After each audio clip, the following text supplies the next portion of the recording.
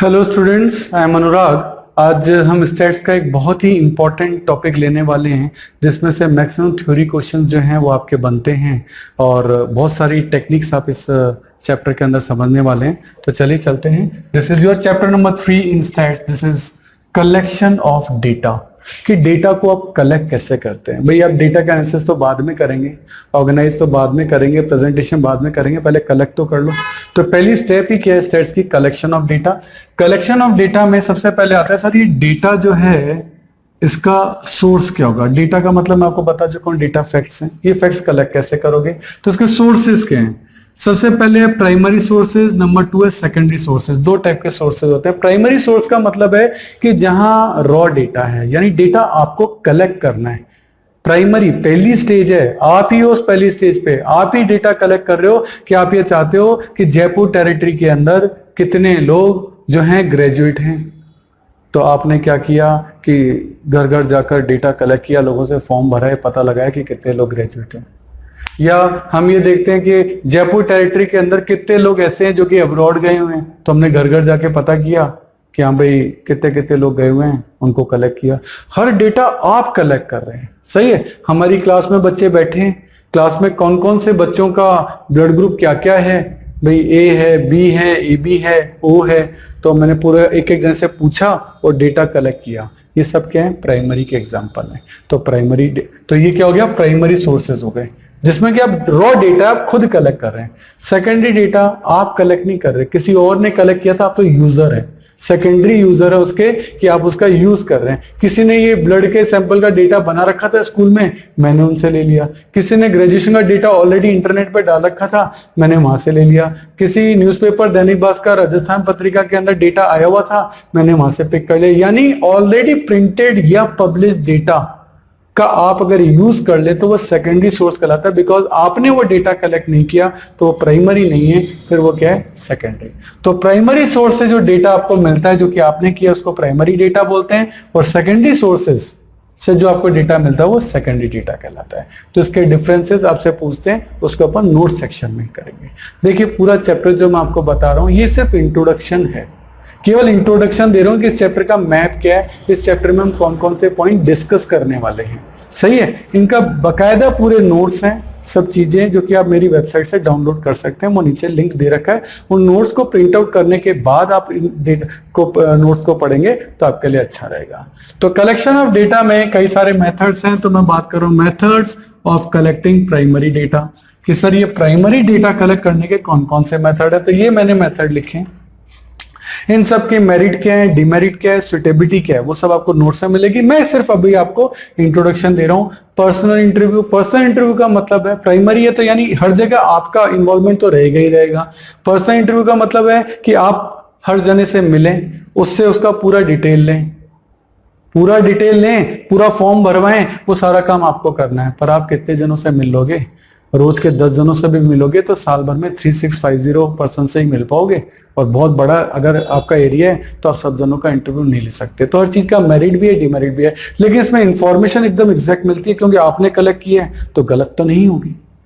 Indirect person interview, इसमें sir मैं personal तो नहीं जा सकता, तो आपने अपने अंडर कुछ जने अपॉइंट किए, वो जने आपकी तरफ से जा रहे हैं, अब आपका एरिया थोड़ा सा वाइड स्कोप हो जाएगा। आपने 10 जने अपॉइंट कर दिए, वो जगह जगह जा रहे हैं डेफिनेटली, लेकिन अब क्योंकि किसी के थ्रू इंफॉर्मेशन आ रही है तो एकदम एक्यूरेट तो नहीं मिलेगी, इसमें कुछ कमी भी है, लेकिन आपका एरिया वाइड हो जाता है, लेकिन कॉस्ट बढ़ जाती है कि वो 10 जने फ्री में काम थोड़ा ना करेंगे। टेलीफोनिक, आप टेलीफोन करके जो है इंटरव्यू ले रहे हो, टेलीफोन पर उनसे डेटा जो है कलेक्ट कर रहे हो किसी भी इंफॉर्मेशन के बारे में, तो इससे वो एरिया आपका और वाइड हो जाएगा। लेकिन टेलीफोन पे कुछ जरूरी नहीं है कि सच इंफॉर्मेशन मिले, सही है। ऐसे ही इंफॉर्मेशन फ्रॉम लोकल कॉरेस्पॉन्डेंट, ऐसा नॉर्मली न्यूज़पेपर्स में होता है। लोकल कॉरेस्पॉन्डेंट जो है हर न्यूज़पेपर के हर सिटी, हर छोटे मोटे टाउन के अंदर है, उन टाउन या सिटी में कोई भी इंफॉर्मेशन होती है या कोई भी इवेंट होता है, कोई भी घटना होती है, दुर्घटना होती है, उसकी इंफॉर्मेशन अखबार वाले के पास तुरंत आ जाती है क्योंकि उनके लोकल कॉरेस्पॉन्डेंट है। भाई अखबार वाला हर जगह थोड़ा खुद रह सकता है, ऑब्वियस उसको नीचे अपने रिपोर्टर्स जो है वो अपॉइंट करने ही पड़ेंगे। मेलिंग, क्वेश्चनर एंड शेड्यूल, आप अपने जिन जनों से डेटा कलेक्ट करना चाहते हो उनको मेल कर दें, क्वेश्चनर या शेड्यूल की सर आप इन्हें हमें फिलअप करके भेजिए, तो अब तो आप लाखों करोड़ लोगों के कांटेक्ट में आ सकते हो। लेकिन समस्या वही कि वो वापस ही नहीं भेजें तो क्या करोगे, तो कुछ दिक्कतें भी हैं। आगे questionnaire to be filled by enumerator. Enumerator आपकी तरफ का से एक पर्सन है जो कि आपकी तरफ से सारे काम करेगा। Is a trained person. वो क्या करता है, लोगों के पास जाके उनका डेटा कलेक्ट करता है और कलेक्ट करके आपको दे देता है, बदले में उसको जो भी आपको अमाउंट देना होता है वो आप देते हो। कुछ एक वर्ड ऐसे हैं जिनका डिस्कशन बहुत जरूरी है चैप्टर में, वो मैं आपको पहले बता दूं क्योंकि वोकेबलरी में डिस्कस होंगे। एक होता है वर्ड इन्वेस्टिगेटर। इन्वेस्टिगेटर यानी जो कि रिसर्च करवाना चाहता है या जो कि डेटा कलेक्ट करवाना चाहता है। मान लेते हैं आप ही हैं, तो आप इन्वेस्टिगेटर हो गए यहाँ, है ना। आपको डेटा कलेक्ट करना है कि यार जयपुर के अंदर मुझे सबके ब्लड सैंपल्स चाहिए। अब आप तो सब जगह थोड़ा जा सकते हो, 50 लाख की पॉपुलेशन है तो आप सब जगह थोड़ा जाओगे। दैट्स वाई आपने अपनी तरफ से एन्यूमरेटर अपॉइंटेड किए। ये वो पर्सन होंगे जो कि आपकी तरफ से ये सारी रिसर्च करेंगे। ये पेड पर्सन होते हैं, फ्री में काम नहीं करते। हाँ, आपकी तरफ से काम करेंगे। हाँ, सबसे बड़ी बात है कि ट्रेन्ड पर्सन होते हैं, ये अपने काम के ट्रेन्ड पर्सन हैं जो कि इस काम को इजीली कर सकते हैं। इंस्ट्रक्शन आप दोगे, इंस्ट्रक्शंस आप दोगे, ये फॉलो करेंगे, ट्रेन्ड पर्सन है। ये जाएंगे पब्लिक में। पब्लिक यहां कहलाएगी रिस्पोंडेंट।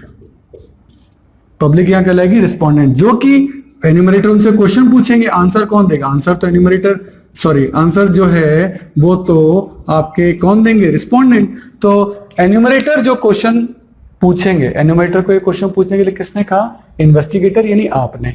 आप इंस्ट्रक्शन दोगे कि ये क्वेश्चन आपको पूछने हैं। एन्यूमरेटर ये सारे क्वेश्चन या डेटा रिस्पोंडेंट से लेगा, उनसे आंसर लेगा, वो आंसर कलेक्ट करेगा और उनको ऑर्गेनाइज करके आपको दे देगा। सही है। तो इन्वेस्टिगेटर जो रिसर्च करवा रहा है, जिसको डेटा चाहिए। एन्यूमरेटर जो कि इन्वेस्टिगेटर के इंस्ट्रक्शन पे काम कर रहा है और रिस्पोंडेंट के पास जाकर क्वेश्चन पूछेगा, उससे डेटा कलेक्ट करेगा और वो सारा का सारा डेटा दे देगा किसको, इन्वेस्टिगेटर को। तो ये 3 वर्ड्स हैं जो कि बार बार चैप्टर के अंदर आएंगे। आपको इन वर्ड्स का ध्यान रखना है। ये एक नंबर के क्वेश्चन में पूछ भी सकते हैं कि इन्वेस्टिगेटर कौन होता है, एन्यूमरेटर कौन होता है और रिस्पोंडेंट कौन होता है। ओके, जैसे मान लेते हैं कि गवर्नमेंट को डेमोग्राफिक डेटा कलेक्ट करना है ना, पब्लिक के बारे में, पॉपुलेशन के बारे में।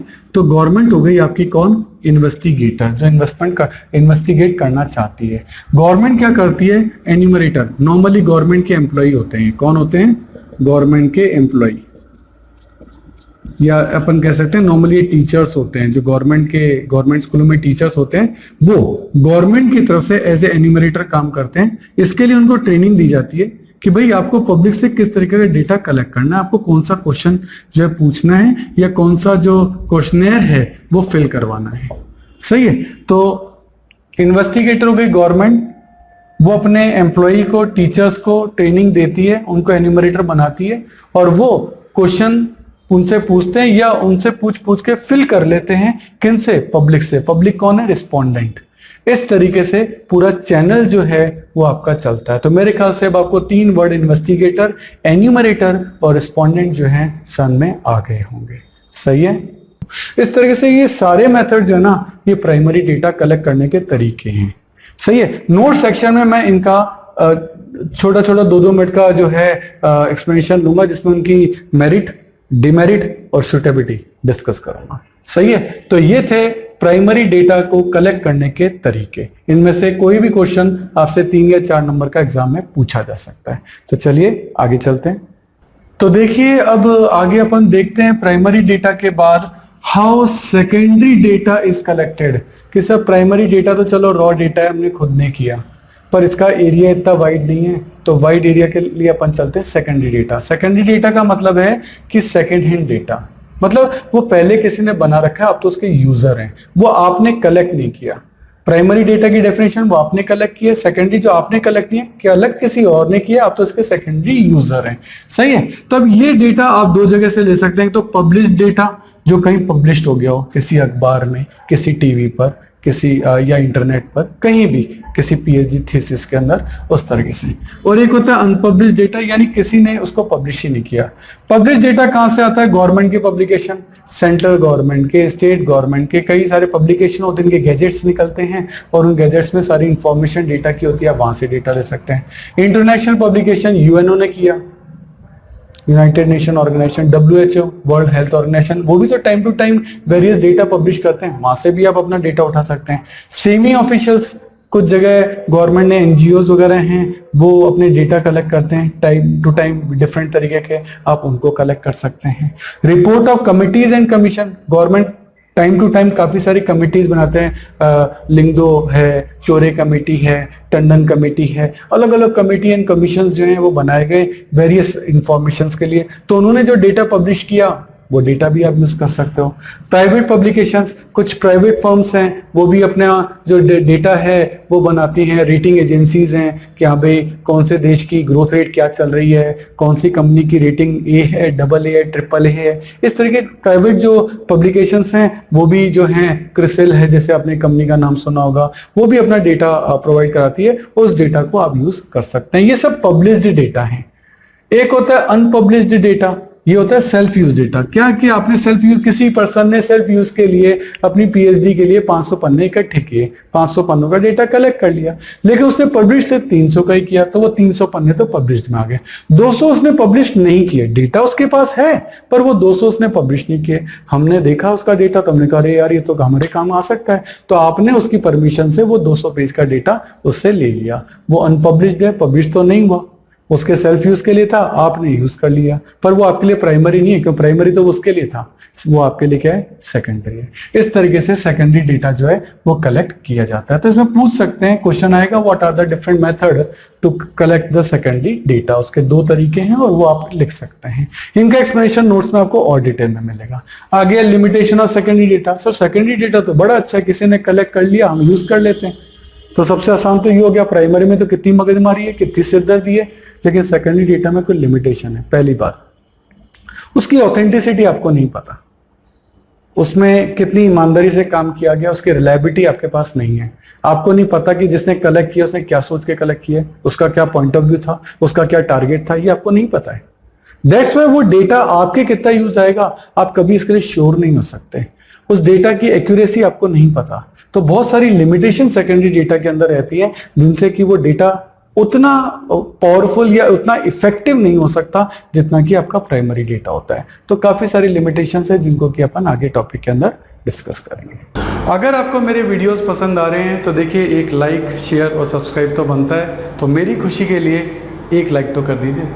देखिए आपका टाइम बड़ा कीमती है, तो यदि नोट्स लिखने में आप अपना टाइम बचाना चाहते हैं और वर्कशीट भी गेट करना चाहते हैं तो इन सभी की PDF का लिंक नीचे डिस्क्रिप्शन में गिवन है, आप वहां जाके देख सकते हैं। देखिए स्टूडेंट, जितने भी वीडियो हमने बनाए हैं उनके जितने भी क्वेश्चन मैं वीडियोस में करा रहा हूं उनका लिंक आपको डिस्क्रिप्शन में दे रखा है। आप वहां से उस लिंक को डाउनलोड कर सकते हैं, उसका प्रिंट आउट निकाल सकते हैं। उसके बाद वो क्वेश्चन पेपर आप अपने सामने रखिए और देन आप वीडियो देखिए। उससे आपको फायदा ये होगा कि क्वेश्चन आपके सामने रहेगा। तो ये चीज़ जरूर से कर लेनी है। और मैं आपको एक बार स्पेशल बताना चाहता हूँ कि ये जो वीडियो है ये तो ट्रेलर है। अगर आपको हमारे सारे वीडियो देखने हैं तो आपको हमारी मोबाइल ऐप सब्सक्राइब करना चाहिए, उसका नाम है अनुराग क्लासेस, और इसमें आपको हमारे सारे वीडियो देखने को मिलेंगे। क्यों, देखो YouTube तो ट्रेलर है, सारे वीडियो नहीं होते। अगर आपको सारे वीडियो देखने हैं तो आपको हमारी मोबाइल ऐप सब्सक्राइब करनी पड़ेगी, उसमें आपको सारे वीडियोज़ मिलेंगे, उसमें आपको नोट्स मिलेंगे, प्रिंटेड नोट्स भी होंगे, हैंड रिटन नोट्स भी होंगे, मतलब आप हर तरीके के नोट्स वहाँ ले सकते हो। उसमें भी उसकी जो मेंबरशिप है वो प्रीमियम भी है और स्टैंडर्ड भी है, जो भी आप लेना चाहें। और आपको वहाँ अदर बुक्स के इंपॉर्टेंट पिक्स, अच्छे डायग्राम, अच्छे क्वेश्चन, अच्छे पैराग्राफ, वो भी आपको जो है इस ऐप के अंदर मिलेंगे। और इसके अलावा बहुत ही important point, MCQ test. MCQ test का पैनल है जिसमें आप जितने भी टेस्ट वहाँ देंगे उसमें ऑप्शंस होंगे ABCD, उसमें ट्रू एंड फॉल्स के क्वेश्चन होंगे, उसमें फिल इन द ब्लैंक्स के क्वेश्चन होंगे। आपने 40 क्वेश्चन का टेस्ट दिया, जैसे सबमिट किया विदिन 5 सेकेंड्स आपका रिजल्ट आपके सामने है। तो ये मोबाइल ऐप मैं जरूर चाहूँगा आप जरूर से सब्सक्राइब करिए। मेरा नंबर है 9829224488। आप ऑफिस आवर्स में कभी भी मुझे कॉल कर सकते हैं। Thank you. देखिए स्टूडेंट, हमारे चैनल से जुड़ने का फायदा आपको नेक्स्ट 7 इयर्स तक मिलेगा, क्योंकि हमारी रेंज बहुत बड़ी है। नॉर्मली आप चैनल्स पे देखेंगे वो 1 या 2 या 3 सब्जेक्ट पढ़ा रहे हैं, लेकिन मैं आपको बहुत बड़ी रेंज दूंगा। यदि आपकी और मेरी ट्यूनिंग जमती है तो ये बहुत लॉन्ग लास्टिंग रहेगी, और वो ट्यूनअप में आपको बार बार नई ट्यूनअप नहीं करनी पड़ेगी, क्योंकि आपकी ट्यून मुझसे जम चुकी है। क्यों? क्योंकि मैं आपको बता रहा हूँ कि मैं 11th में आपकी अकाउंट्स, स्टेट्स और माइक्रो इकोनॉमिक्स लूंगा। 12th में मैं आपकी अकाउंट्स, मैक्रो और इंडियन इको लूंगा।